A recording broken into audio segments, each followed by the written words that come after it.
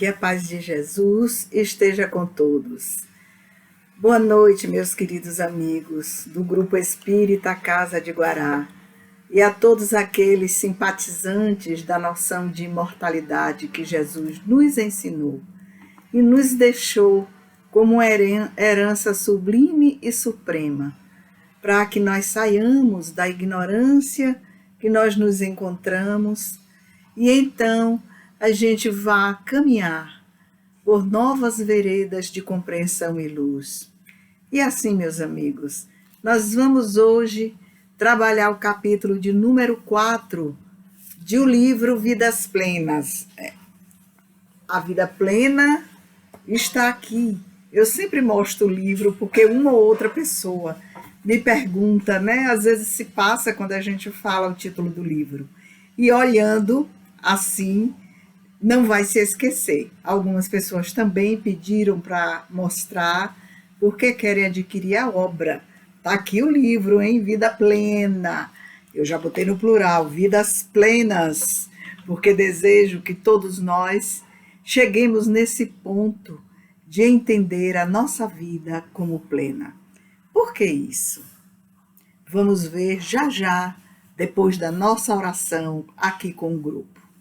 Então vamos elevar o nosso pensamento a Jesus, aos amigos espirituais, para que nos inspirem e nos ajude a penetrar no pensamento da nossa irmã Joana de Ângeles, para que a gente possa discutir e analisar a proposta desse capítulo 4 que se chama Que queres que eu faça?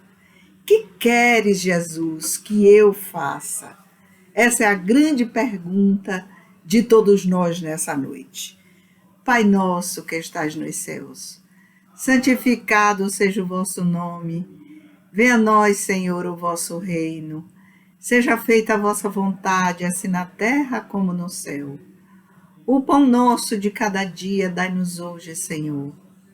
Perdoai as nossas ofensas, assim como nós perdoamos a quem nos tem ofendido. Não nos deixeis cair em tentação, mas livrai-nos, Senhor, de todo o mal. Que assim seja. Aí, meus amigos, vamos começando com a pergunta: Jesus, que queres que eu faça? O que eu estou fazendo? E por que eu faço o que faço? Nós precisamos parar um momento em nossa existência para avaliar, analisar os nossos pensamentos, os nossos comportamentos. A nossa irmã, Joana de Ângeles, ela vai começar o texto lembrando de Paulo de Tarso, mas naquele momento que ele ainda era Saulo de Tarso, né? Aquele rabino jovem que tinha um vasto conhecimento do Antigo Testamento, que era um magistrado, que dominava, né, todo o conhecimento dos profetas antigos, todas as recomendações de Moisés. Ele tinha realmente o Antigo Testamento grafado em sua memória e em suas atitudes. Portanto, era um homem que seguia a palavra de Deus conforme o Antigo Testamento. Porque no tempo dele era assim que os judeus trabalhavam, que os judeus pautavam suas vidas religiosas, né, conforme esses ensinamentos antigos e arcaicos, digamos assim, porque Jesus, ao vir à Terra, ele traz novos conhecimentos, ele traz novas perspectivas do que seja o amor, do que seria o amor, do que era o amor, do que era a bondade, do que era amar ao próximo como a si mesmo. Jesus traz um novo sentido para a vida, que é o sentido de amar sempre. Né? A gente fala, mas na hora do exercício é que nós vamos compreender a profundidade deste amar sempre.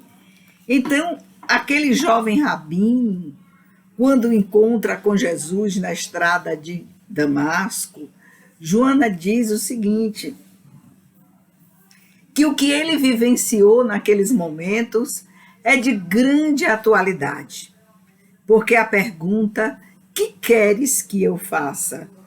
Que foi a pergunta que Saulo fez para Jesus, e Jesus recomenda então que ele siga pela estrada até encontrar Ananias, e encontrando Ananias, ele vá resolver as questões de sua vida.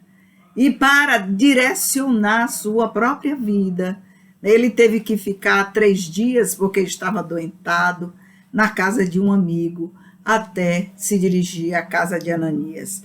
Na verdade, Ananias é que foi visitá-lo onde ele estava hospedado, né? E Ananias estava temeroso por essa visita, mas ao chegar, né, à casa do amigo de Saulo de Tarso, ele se surpreende porque Saulo havia tido um sonho igualzinho e idêntico àquele homem que o estava visitando, e ele ouve no sonho que aquele homem era quem iria fazer com que ele enxergasse de novo, porque ele, no momento do encontro com Jesus, que aquela luz muito profunda o ofuscou, ele ficou cego, e uma espécie de escama se instalou em seus olhos, e ele perde a visão.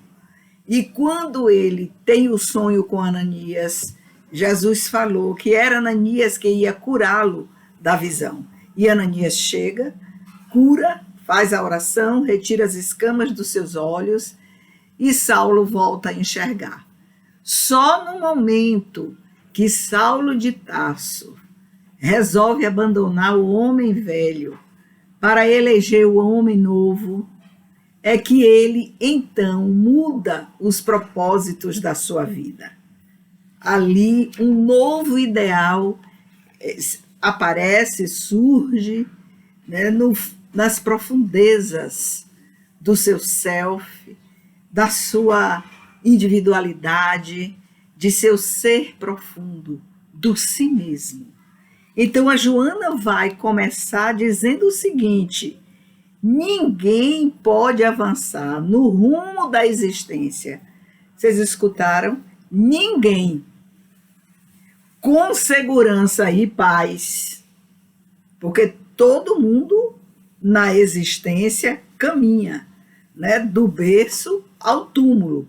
Agora, para fazer essa caminhada com segurança e paz, é preciso que a pessoa possua um idealismo. E a gente para. Qual é o seu idealismo?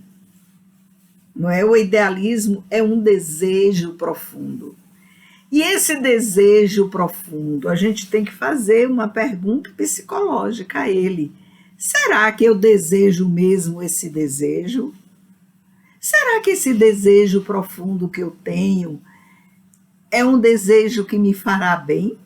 É um desejo que vai me fazer caminhar por uma vereda de segurança e de paz? Essas reflexões são necessárias. São reflexões de profundidade psicológica, para que a gente comece a antever, né, as consequências do nosso idealismo, que no fundo é um desejo profundo, para que a gente observe se é isto mesmo que eu quero. Tudo tem consequências, não é? Positivas ou negativas, ou mescladas, positivas e negativas. E nesse instante a gente precisa fazer aquela divisão do joio e do trigo, porque o joio sempre estará plantado em nossa existência. E não são as pessoas de fora que trazem os grãos do joio para fazer turbulência lá no trigal. Somos nós mesmos, com os nossos complexos, os nossos adoecimentos psíquicos, que trazemos, né, esses grãos de joio para fazer a confusão no trigal.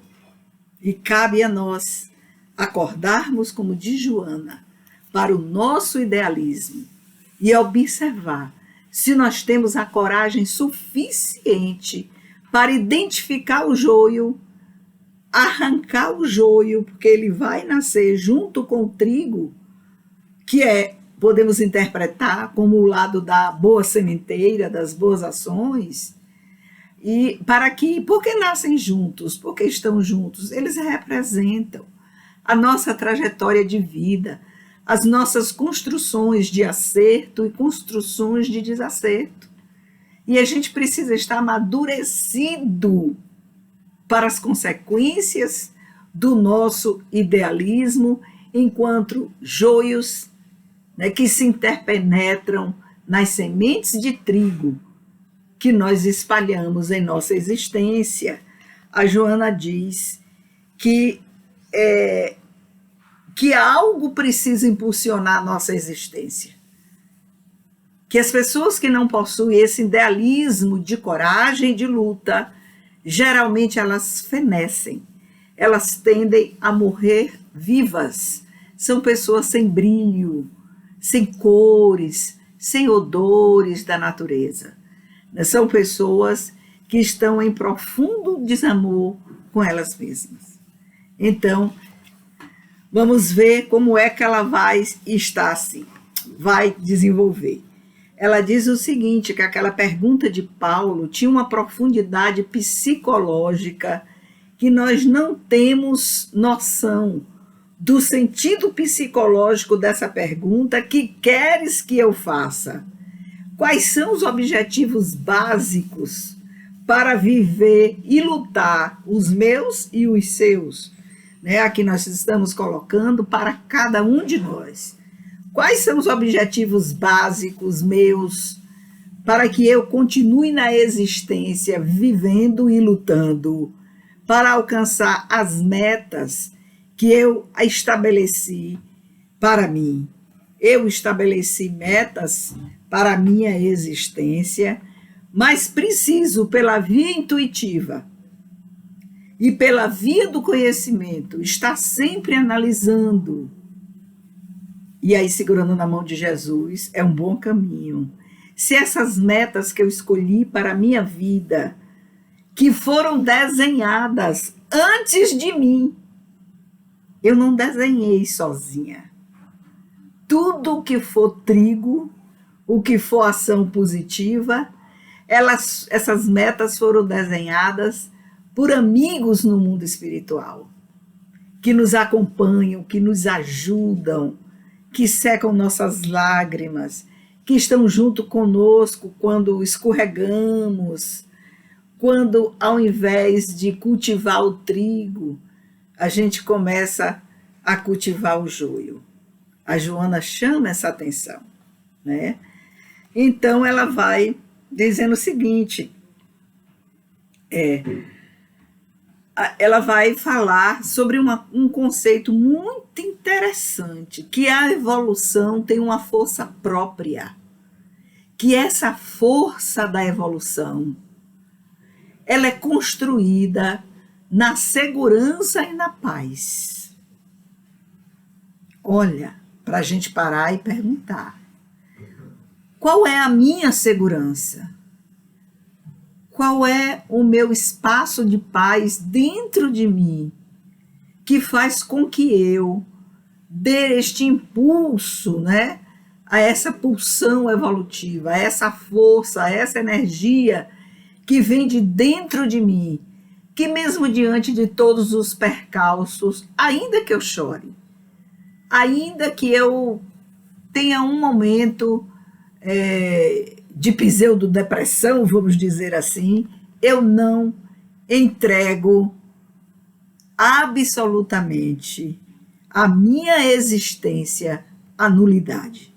Pelo contrário, se choro no caminho, eu levanto com alegria, enxugo as lágrimas e continuo impulsionada pelas forças da evolução. Achei esse conceito uma coisa linda, né? A força da evolução é que nos leva a mudar os nossos comportamentos.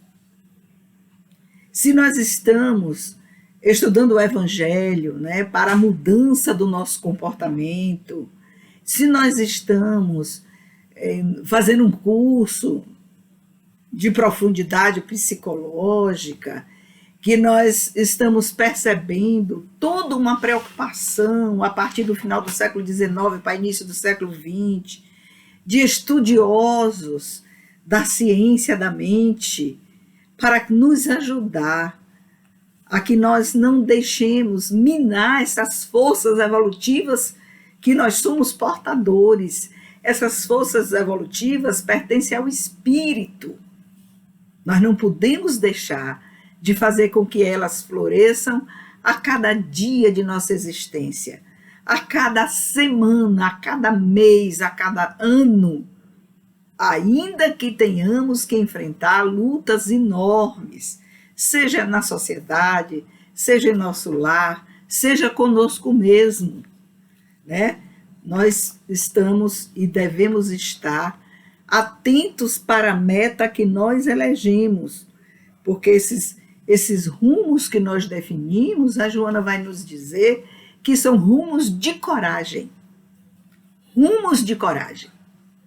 Que não tem rumos de coragem para trilhar, que não tem meta estabelecida para executar, não é? A gente precisa executar todos os atos para alcançar a meta ou as metas que foram adredemente estabelecidas antes do nosso nascimento.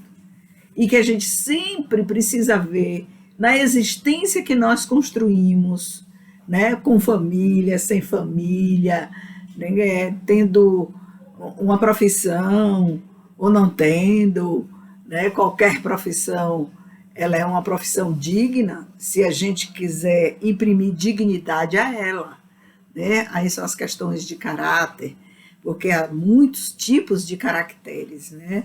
Os caracteres éticos, aqueles baseados no respeito mútuo, naquela lição de Jesus, não faça aos outros o que você não quer que os outros te façam, né?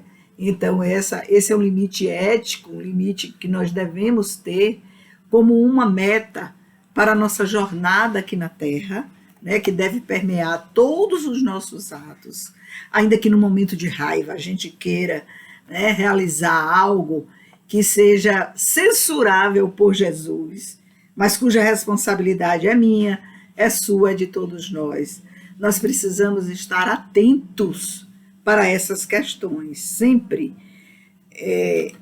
A Joana vai nos chamar a atenção para algo nessa primeira parte, né? Na primeira página do livro, que é também da primeira parte, que ela diz que uma vida sem sentido é um grande padecimento. Eu acho que os psicólogos, os psicanalistas, os aconselhadores, os atendentes fraternos, que estão mais sensíveis, né? Que já desenvolveram a sensibilidade espiritual e intuitiva para penetrar no sofrimento do outro, eles sabem a extensão disso que a Joana de Ângeles diz. Uma vida sem sentido é um grande padecimento. Quanta dor na existência de alguém que não tem sentido para a vida, que não tem um idealismo, que não tem uma meta. A Joana vai dizer, se você deixou alguma coisa pelo meio do caminho, avalie, volte, retorne. Outro dia, uma amiga minha dizendo, eu parei meus estudos no 7º ano. Eu falei, retorne, você já criou seus filhos. Por que você não retorna? Ah, eu não retorno porque meu marido não deixa. Eu falei, e agora você precisa de uma terapia para ver se você se liberta, né, do seu Dom Juan. É um Dom Juan, né? Ele quer, que ele já está aposentando, ele quer alguém à sua disposição para mandar e desmandar, exigir, não exigir, que esteja ali lhe servindo. Eu falei, menina, você não é uma serviçal do seu marido, você é uma serviçal de Jesus. Seu marido não vai lhe tirar dos momentos que você se encontrar na tristeza, na depressão e na raiva. Aí ela disse, mas é ele que me faz raiva, então se livre desse negócio. Se você não quer separar, separe não, continue com ele. Agora vá buscar as suas metas. Tenha um idealismo na vida. Qual é o seu sonho? Aí ela fez estudar psicologia. Pronto, vá fazer o curso de psicologia. Ah, mas eu não tenho dinheiro. Vá financiar o seu curso, porque o governo permite isso. Ah, mas eu tenho uma casa alugada que meu pai deixou. O que é que você faz com o dinheiro desse aluguel? Eu jogo tudo no orçamento da casa. Agora acabou, você não precisa mais. Seus filhos já estão criados, formados, casados. Agora você vai usar esse dinheiro para empregar em você. Esse é o momento. Aí, realmente, ela está fazendo o curso de psicologia. E que maravilha, que felicidade que ela está. Segundo ela, ela está vivendo os momentos mais felizes da vida dela, depois do casamento. Olha, eu deixo com vocês qualquer análise aí, porque eu não julgo, né? Eu suspendo o juízo, porque cada um vai vivendo a sua existência conforme escolhe. Então, escolhe.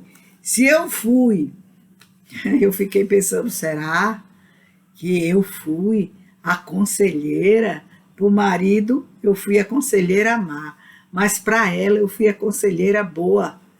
Você botou na minha cabeça uma luz que eu não tinha enxergado. Pronto, pegue sua luz, que é seu dinheiro, financie sua faculdade.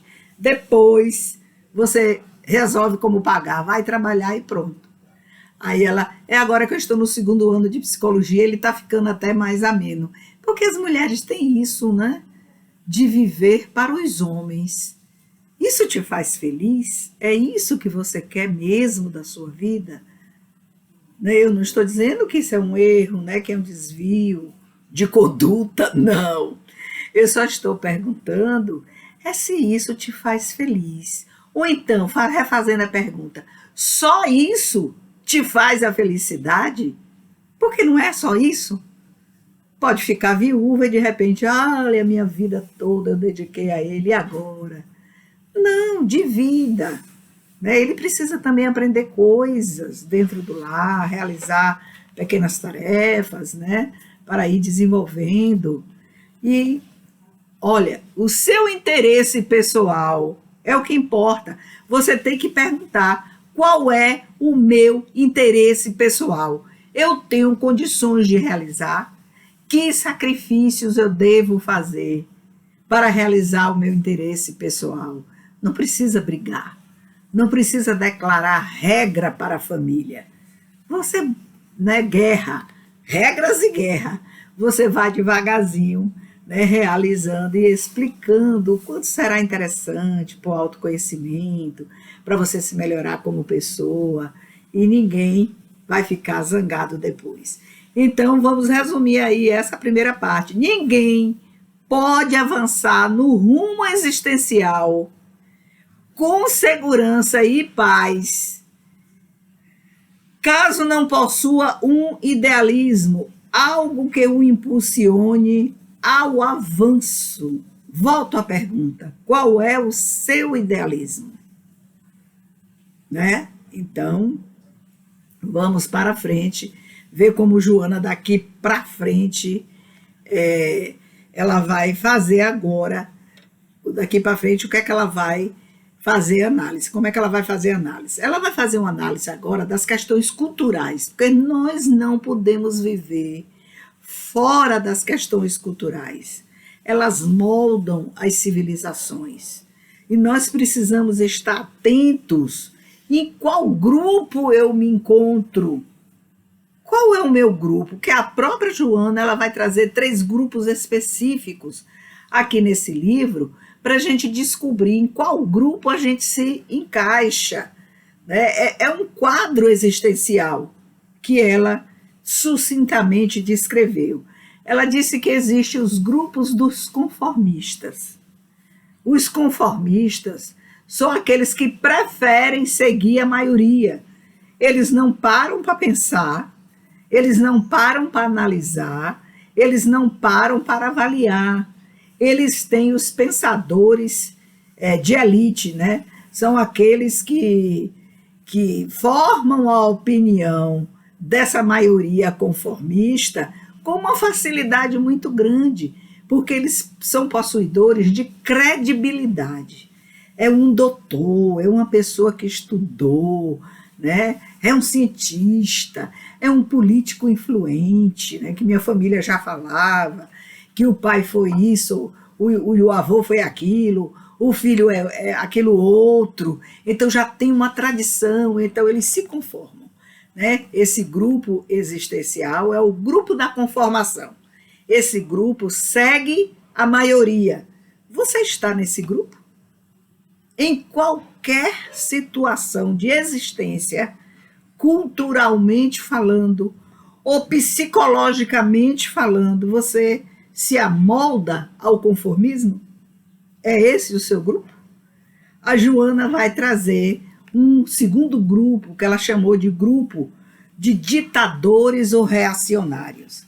São aqueles que são inconformados e começam com qualquer coisa, não importa, pode ser na religião, pode ser na política, pode ser na cultura em geral, né? E aí entre as artes, o verso, a prosa, a literatura, né? E eles começam então a externar um mundo de opiniões reacionárias que terminam muita gente aderindo a essas reações e seguindo esse grupo. No fundo, a Joana diz, os dois grupos, tanto do conformista quanto o grupo reacionário, eles têm poder de direção. Eles são chefes de tribo, eles mandam, porque tem milhares que vão obedecê-los, porque eles estão presos naquela fotografia civilizatória, naquela fotografia geracional, de geração.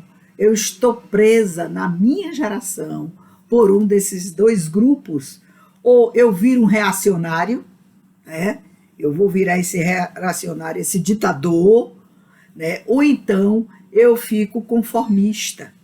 Então, no fundo, eu vou seguir dois líderes diferentes, né? Líderes que ditam e eu me conformo, os líderes que reagem e eu sigo, eu estou seguindo.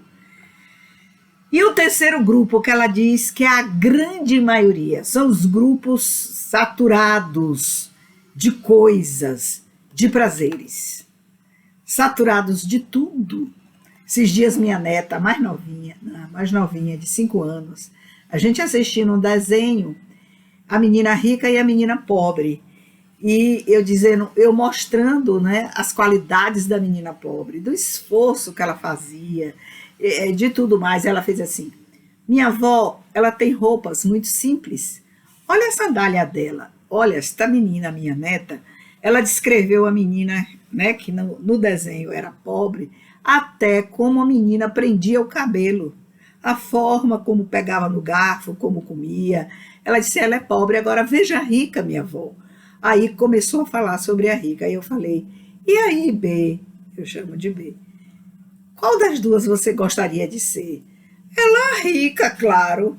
Olha que quanto esforço a pobre tem que desprender, né, para alcançar o que ela quer. Eu quero ser rica, porque o dinheiro faz tudo. Olhe só, ela só tem 5 anos.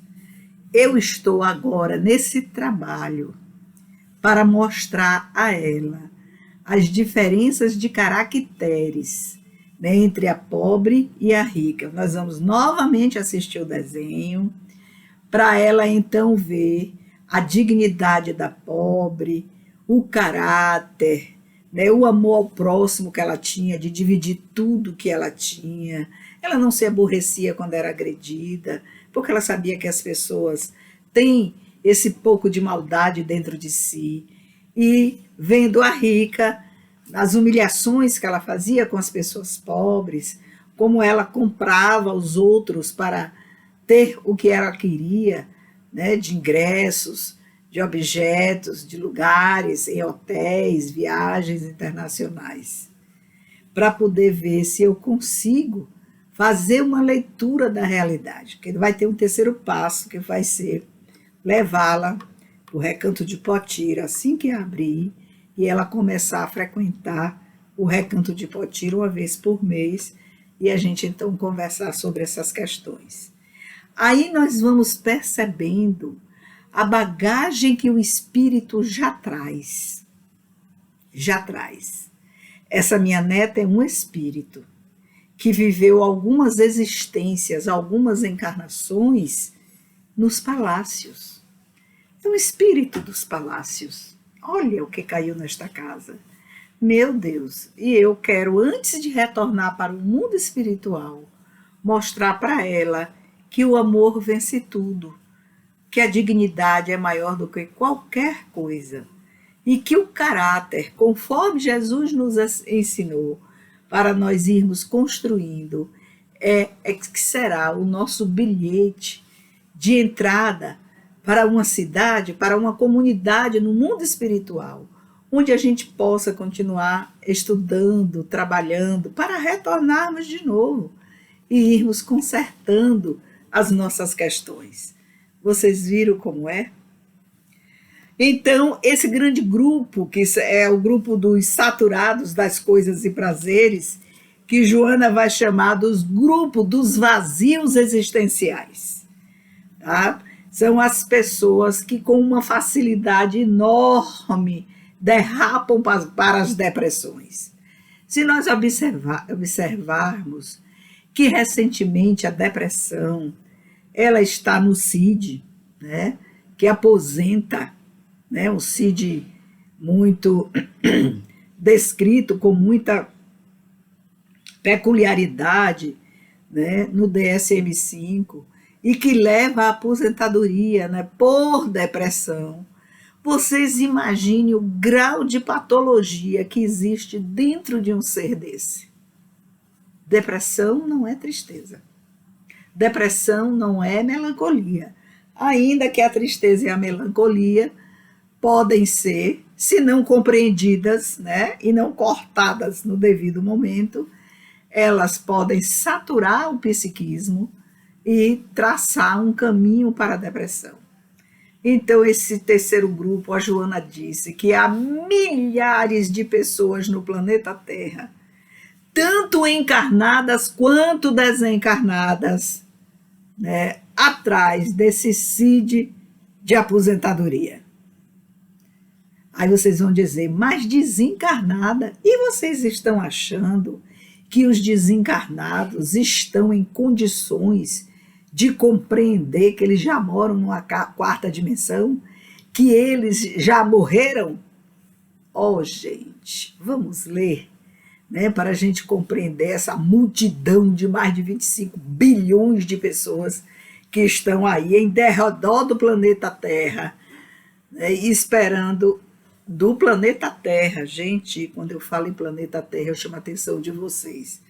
Planeta Terra é um grãozinho no sistema solar que nos pertence, né? Dentre todos os planetas que giram ao redor do nosso Sol. Planeta Terra. Para vocês terem a dimensão. Então, encarnados aqui no planeta Terra, cerca de 8 bilhões. Desencarnado, conforme informações da espiritualidade, mais de 25 bilhões de desencarnados. O que é que vocês querem mais? Esses 25 bilhões de desencarnados que estão na fila para reencarnar, nascer de novo. É todo mundo santo? Está todo mundo sadio e saudável? Não. É todo mundo adoecido. Todos somos neuróticos. Dá para botar um ponto final nisso aí? Pronto, colocamos o ponto final. Todos somos neuróticos. Muito bom isso aí. E dentro dessa vida de neurose, né, que os entendidos dizem que nós somos, e eu acho que sim, eu concordo, Uma vida sem sentido, nós temos milhares de vidas sem sentidos. E uma vida sem sentido é um grande padecimento. Vocês estão vendo?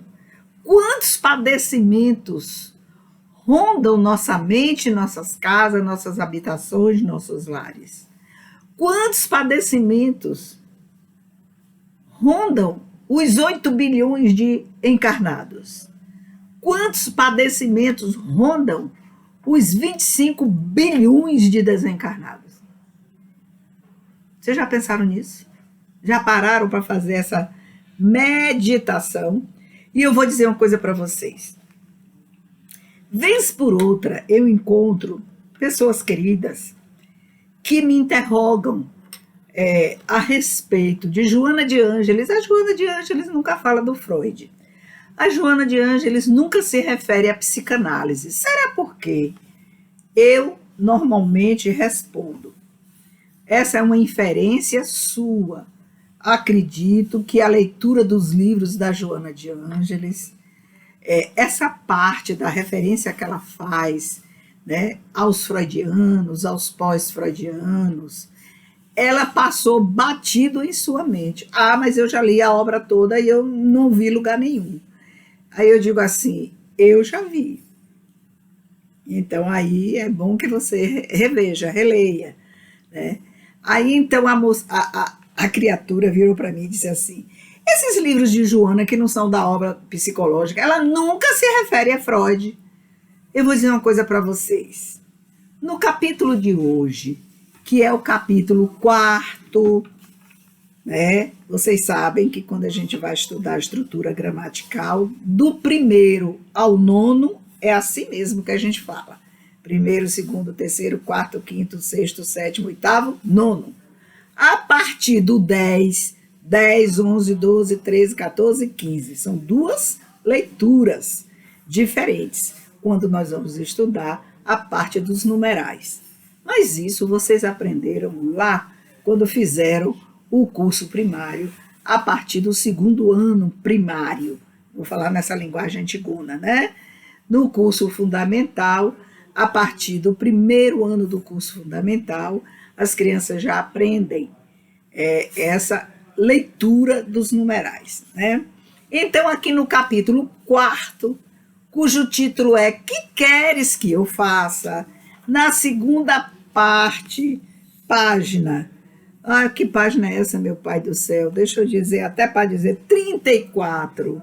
A Joana de Ângeles se refere explicitamente às maravilhas da psicanálise. E se ela fala em psicanálise, como ela falou sobre a questão da libido nessa parte do capítulo, né? Ela falando quanto a não compreensão das causas profundas em relação à libido, quanta dor nós sofremos, nós passamos, nós vivemos, porque as religiões nos impunham essas dores. E essas dores eram o momento da ignorância. Nós tínhamos que obedecer à leitura religiosa. Qual era a leitura religiosa da libido nesse tempo mais antigo? Né? Mais antigo eu estou falando, gente, 17, século XVI, 17, 18, 19, né? A leitura era que todo o uso da libido era uma proibição. Usou a libido, você já estava no inferno. Qualquer ideia que você tivesse em relação à sexualidade, era proibido pensar em sexo. Proibido. Você já estava no inferno. Então, nós vivíamos numa gaiola. E essa gaiola era uma gaiola feminina. Feminina. Porque a sociedade patriarcal usava desse argumento, né, de heresia, de ir direto para o inferno, para atemorizar. E, ao mesmo tempo, usar as suas forças libidinais para tirar proveito das mulheres. E aí, para as mulheres, um pecado indo direto para o inferno. Para os homens, qual era a leitura? A leitura era que eles podiam usar a força sexual porque se pertenciam às igrejas, naqueles estamentos clericais, eles já estavam salvos. Então, eles podiam usar as forças genésicas a seu bel prazer. A mulher, não. A mulher, ela já estava no inferno. Olha que paradoxo miserável nós vivemos até há pouco tempo. A Joana vai dizer, se por um lado, essa questão da neurose, né, coletiva, porque era uma neurose coletiva em alto grau, e foram as doutrinas psicológicas, notadamente a psicanálise, porque aí é Freud, viu, gente? A gente precisa estudar esse rapaz. Porque entendendo ele no seu momento de vida, que foi um momento dificílimo, início do século XX, um momento dificílimo, e depois vieram os pós-freudianos, que aí já é um desenvolvimento dos seus conceitos, né? Aí ele vai dizer que a psicanálise veio socorrer essa multidão, porque encontrou as razões, as raízes dos conflitos humanos estavam nas condutas escusas, não só de ordem libidinal, mas de toda ordem, não é? E toda ordem fora da conduta libidinal era empurrado para a libido. Tudo era de ordem libidinal. E assim os espertalhões, né, entendiam, né, que tudo era a falta de uma boa relação sexual, notadamente em relação às mulheres, né? Porque o começo todo foi com as mulheres. Então, as mulheres eram neuróticas porque tinham essa deficiência psicológica, né? Isso aí é para a gente ficar... As funções sexuais as mulheres tinham um problema grave da vivência das funções sexuais. Ou elas eram prostitutas, e aí a gente vai ver desde o tempo de Jesus, porque era muito difícil a mulher trabalhar, né, para se sustentar, e quando elas ficavam separadas do marido, geralmente o marido separava e dava essa desculpa, né, que ela estava sendo infiel, e para poder ela sofrer aquelas penas, quando na verdade a própria história Jesus conta que várias pessoas, era o próprio marido, várias mulheres sofreram muito porque os próprios maridos forjavam a infidelidade, porque queriam se separar. E aí, se separando, eles perdiam alguns benefícios, segundo a lei judaica, então era melhor se separar jogando a mulher no cadafalso para ser apedrejada. É muita miséria na história da humanidade, e o pior é que nós estamos dentro dela, porque fomos nós que também construímos isso. Então, uma nova ordem nessa área das funções sexuais, a Joana nos mostra e disse que essa nova ordem, porque nós saímos da prisão para a libertação, mas quando fizemos o trânsito da prisão, nós os humanos, não fomos só as mulheres, fizemos o trânsito da prisão para a libertação, houve algo muito preocupante, que foi um mergulho nos desvios neuróticos. Né? Porque aí era uma forma, se eu tenho liberdade, eu posso fazer o que eu quero. Então, fazendo o que eu quero, eu termino assumindo compromissos de grave monta. Ela então volta a pergunta: o que querem que eu faça? Mudou. Porque Jesus, no encontro com Saulo, a pergunta de Saulo foi: que queres que eu faça? Perguntou diretamente a Jesus. Mas conosco a pergunta é outra: o que querem que eu faça? Ela diz que o sentido todo da vida está aí. Como é que a gente entende isso? E a gente vai perguntar para quem? Vai perguntar para aqueles que são os nossos mentores, nossos guias espirituais, nossos anjos guardiães, aqueles que estão diretamente conosco, querendo o nosso bem, que a gente acerte as nossas metas para essa existência, o que querem que eu faça, socorro. A gente precisa estar aí pedindo sempre, né? E a Joana vai dizer assim, que Paulo tinha um objetivo. Qual era a meta de Paulo? Quem lembra aí? Quando ele resolveu virar Saulo, qual foi a meta dele? Qual era a meta dele? Iluminar as consciências. Qual é a sua? Qual é a minha? Qual é a de vocês? Qual é o do pessoal que mora em minha casa? Cada um tem uma meta. Não tem esse negócio aqui, eu sou o chefe, eu mando, não. Nem chefe, nem chefa. Cada um tem uma meta, e nossas metas reunidas, respeitadas, compreendidas com dignidade, nós faremos o sucesso da família. Vocês entenderam aí como é? Aí ela vai dizer o seguinte, que a gente precisa do conhecimento para nos libertarmos da ignorância. A gente precisa do conhecimento. Então tem que ter um esforço, minha gente. Ouça palestras, leia livros, leia até o fim, não largue pela metade. Escreva, copie, pegue o Novo Testamento para ler, veja como Jesus se portava. É tanta coisa que a existência não vai dar tempo, a gente tem que se libertar da ignorância. Nós precisamos compreender que a vida é uma fatalidade, é vida sempre. Eu só tenho uma vida, com certeza. É uma vida só, com muitas existências. Cada vez que a gente mergulha na reencarnação, do berço ao túmulo, é uma existência. Os hindus trazem para a gente a figura do colar, que não se fecha. É um colar aberto, com muitas pérolas. E vocês sabem que essas pérolas são pérolas Akoya, do mar japonês. Tem uma diferença, né? A pérola Si é a pérola cultivada. A Akoya do mar japonês é a autêntica. Quando as ostras se sentem ameaçadas pela natureza, né? Porque hoje já se cultivam ostras, né? Que se coloca remédios, estimulantes para elas se sentirem ameaçadas e produzirem a pérola. Elas criam camadas de umas substâncias que vai formar as pérolas.